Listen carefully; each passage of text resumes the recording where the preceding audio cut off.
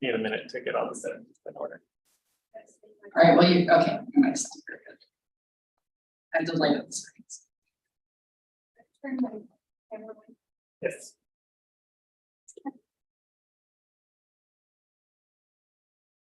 And then they lean over.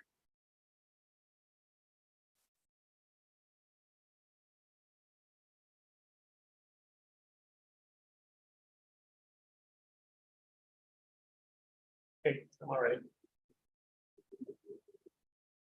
Good evening, the time is 5:30. My name is Catherine Pratt. I'm going to be the hearings officer for tonight.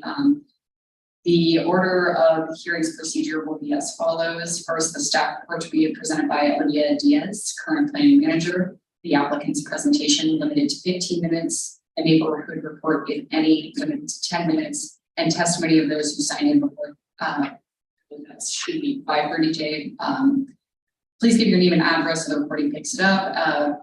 We'll go in order of testimony in favor of the application, limited to 5 minutes, testimony opposition, limited to 5 minutes, and then testimony that is neutral, limited to 5 minutes.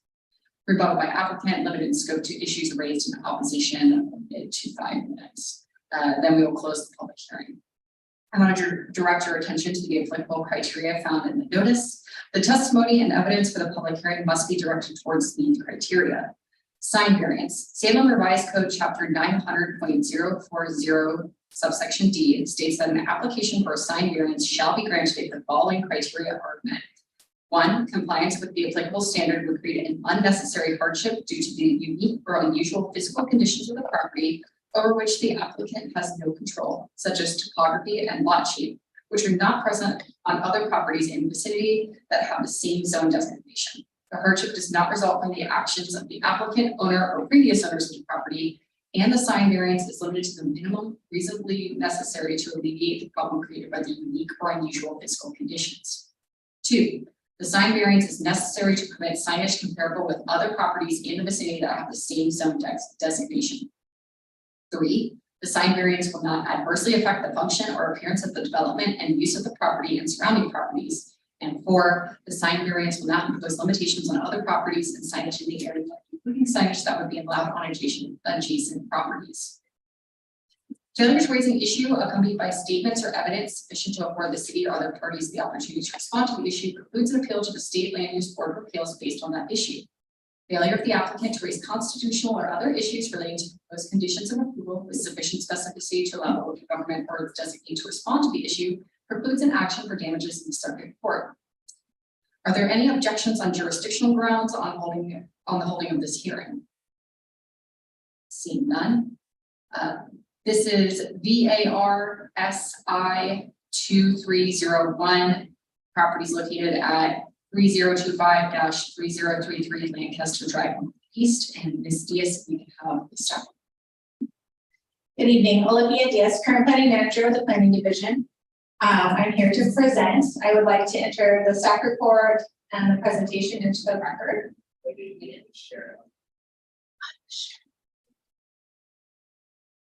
Those will be admitted.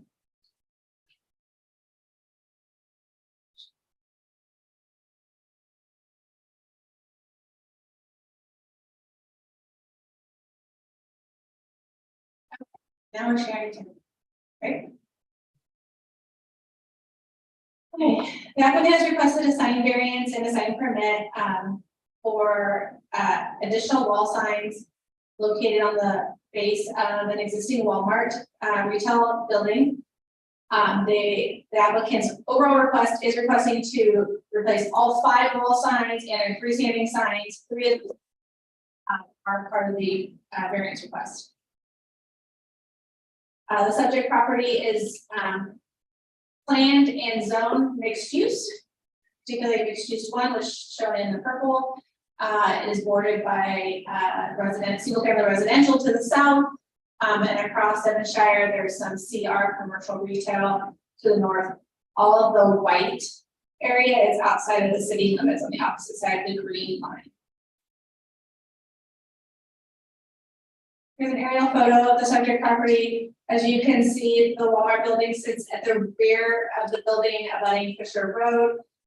It's several hundred feet away from Lancaster Drive, which is where the signs are going to be located on that eastern building face. So we have some existing signs and proposed signs shown on this slide. The existing slides are on the top, or the existing signs are on the top. As you can see from the plans on the bottom of the slide, the signs overall are getting smaller. They're replacing the existing signs, showing the different tenant spaces per se within inside of Walmart, even though it's one continuous retail store. We did send notice and post signs on the subject property. We received no comments from the neighborhood association or from any surrounding property owners.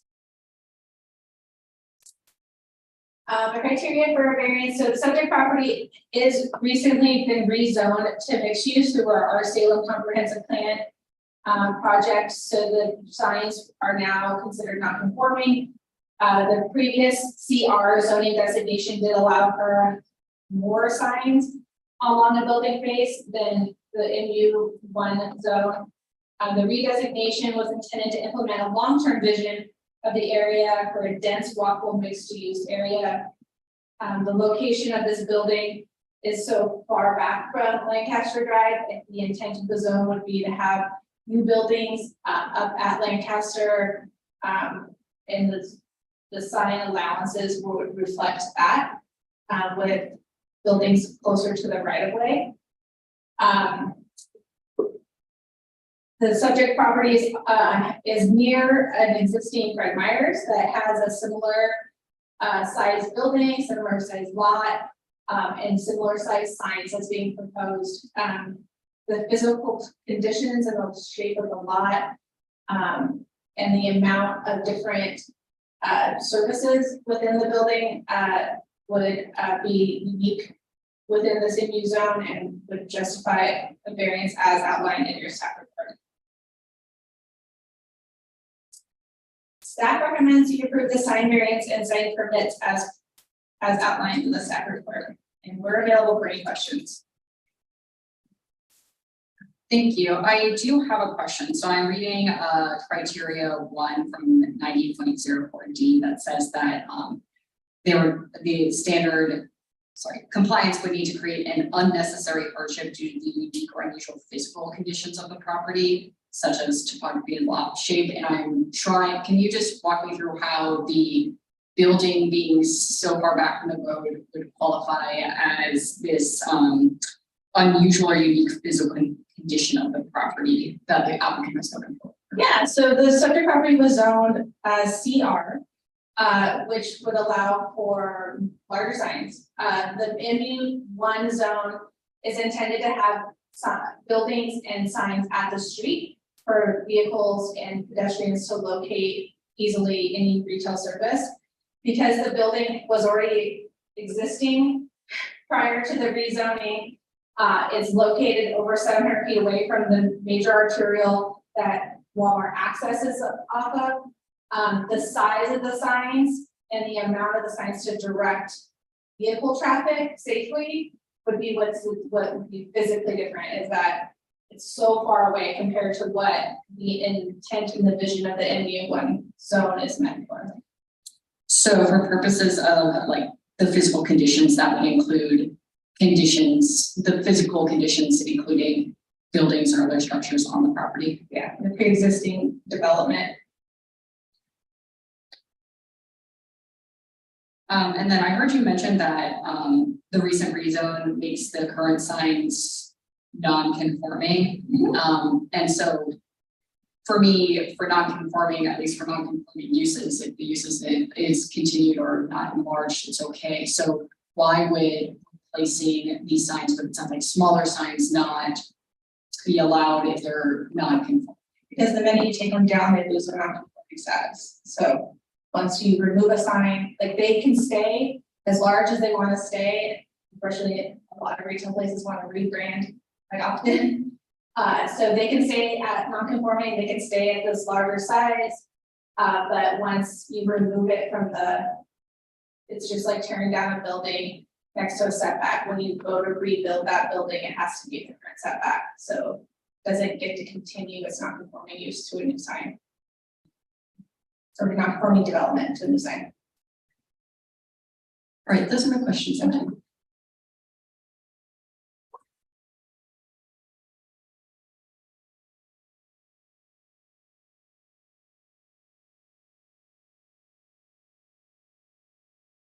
Yeah.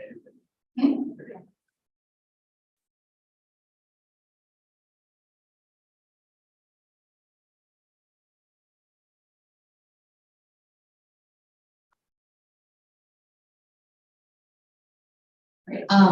If the applicant is present, it looks like the applicant has signed in. If you would like to give an application, a presentation on your application at the time.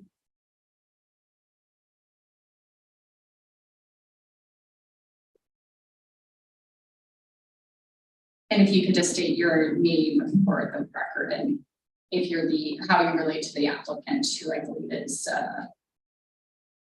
oh goodness. Lisa Anderson of Otterville. No, that's the planning, Okay, sorry. Administrators. The applicant would be Walmart. Okay. Or Jennifer Paquin, according on page 1 of the staff.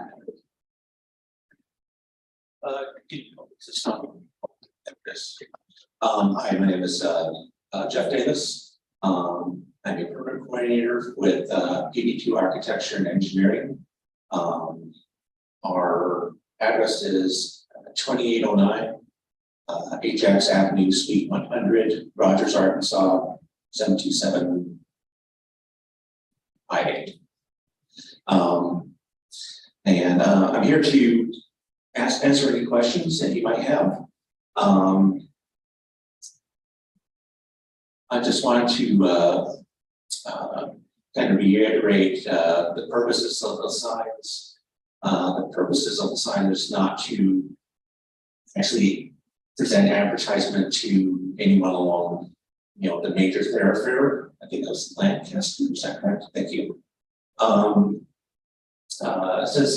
Since the site does sit, very far back from the road, the only road advertising would be either the large Walmart on the front of the building or the freestanding sign that's already in place by Lancaster. The smaller signs pick up grocery, home and pharmacy, and outdoor are meant to basically direct customers who are already in the parking lot to the proper entrance to go into, get the items that they want at the store. Pickup sign will have a directional arrow pointing towards the side of the store where the pickup services are at.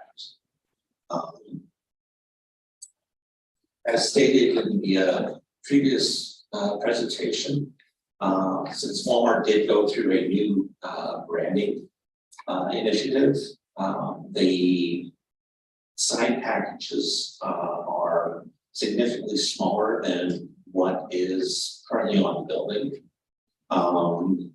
I believe you're at 504 square feet and change right now, and the new sign package would be 264 square feet. Just because that's the new brand. It's the stacked logo where the Spark is on top of the word Walmart, and it's still building, and that takes a lot less space. But I'm here to answer any questions. Great, thank you. So during the staff report, there was a comment that the lack of signs might potentially contribute to a safety concern for the vehicle traffic. Can you expound on why that might be the case? Well, there are several entrances to the store. Usually, if you don't have another big box like Target, there's just one main entrance. That's the in and the out. There have been situations where it's more of a, it is safety driven, but it's also more convenience driven as well. So if you're there for groceries, then you can go into just the grocery entrance of the store and find what you're looking for. Or if you're looking for something that, well, specifically like the pharmacy, you would have to go to the other entrance. So it makes it so that traffic is flowing in and out of the store, as opposed to someone parking on one side of the building and then have to go all the way over to the other side of the building to get to the entrance to get to where they need to go.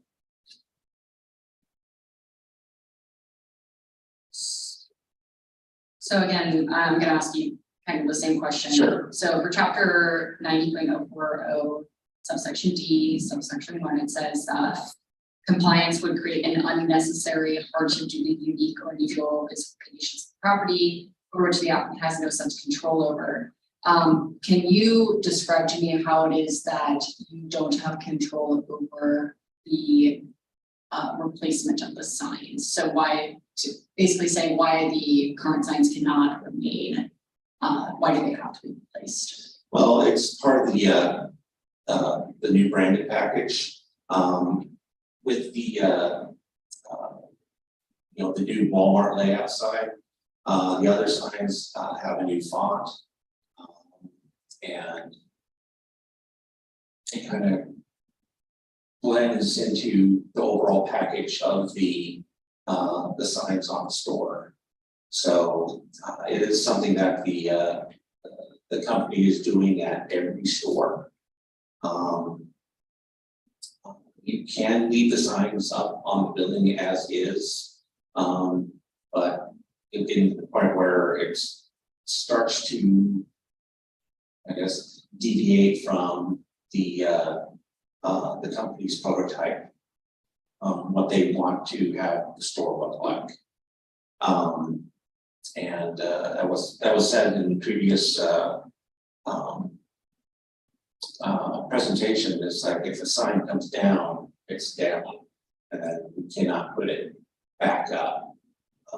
And technically, we're not replacing like with like because of the square footage change, and also with the font change. But basically, the signs are going to remain more or less the same. That's already on the building.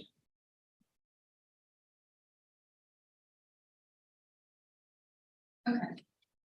It looks like, yeah, I don't have any other questions for you. Is there anything else you wanted to add before I have Ms. Diaz comment? No, ma'am. I'm good. All right, and then I don't see any other people that are signed up to make comments, and I don't think there's a way to do a virtual comment. Okay, sounds good. All right. Thank you so much, Mr. Davis. Thank you. So I'm gonna have Ms. Diaz come make her comment, and then if Mr. Davis wants to have another comment or rebuttal to that, that would be acceptable. I guess I just wanted to follow up on the physical characteristics of the property. Mhm. So they didn't have a choice in being MU1. They also didn't have the opportunity to build a building to meet the design standards of the MU1 zone, which would mean that they would only have 3 signs. So the physical characteristics of the building was built under a different zone that allowed it to be so far away from the street, which also has some vehicle traffic issues. So being able to identify a business at a further distance allows for vehicles to slow down and not slam on their brakes and cause, traffic accidents. In addition, they are meeting the overall square footage allowed under the zone. They're just not allowed to have 5 signs. They're only allowed to have 3 signs, which is, they're not, wall signs. They're not exceeding the overall square footage. They're actually well below what's allowed in that zone.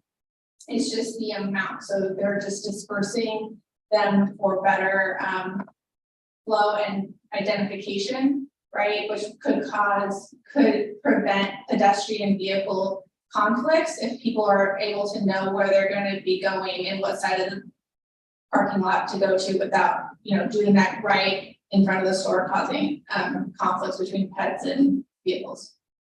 Got it, thank you. And then Mr. Davis, if you wanted to rebut or otherwise comment on that, I would. It's up to you, if you don't have anything to say. I would just say what he said. Sounds good.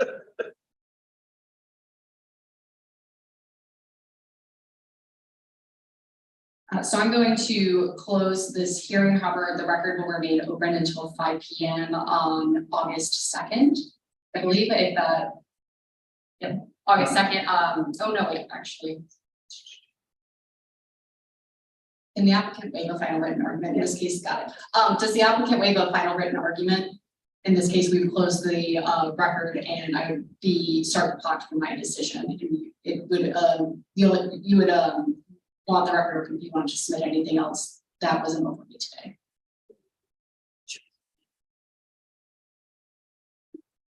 Yes, we'll go ahead and waive that right now. Right, thank you. So the public record is now closed. I will provide my final written decision within 30 days of today. And it looks like that's the only hearing that we have tonight, so I'm going to end this meeting.